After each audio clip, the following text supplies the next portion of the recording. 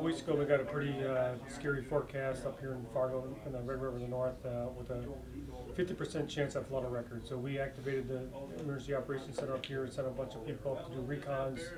And the city asked us to put some emergency measures in. So we've, all in total, we'll do about 8.5 miles of levees up to the level that the city wants us protected to, which is at some points 42 feet, in some places 44 feet.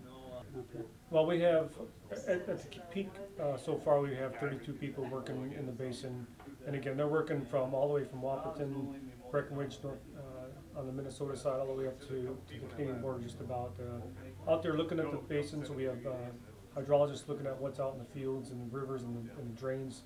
I got quality assurance professionals out there observing the construction that's on the way.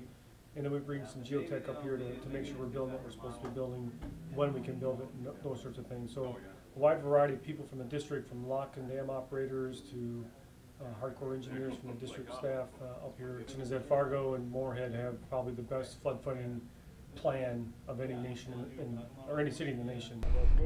Well, we're here to construct emergency temporary levees to hold back the waters of the Red River of the North in Fargo, North Dakota. We're protecting the city of Fargo's critical infrastructure, which would be basically their city sewer and water, keep those high and dry and out of the floodwaters so they don't get contaminated.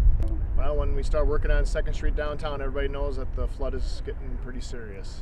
It's one of the lower areas in the city, but it's one of the most important that needs to be installed to protect the infrastructure downtown. We'll have numerous dump trucks with clay being brought in from either north or south part of town, and material will be dumped on site, and then we will place it, we'll compact it with dozers and end loaders and build it up to a certain elevation decided by the city based on the National Weather Service forecast.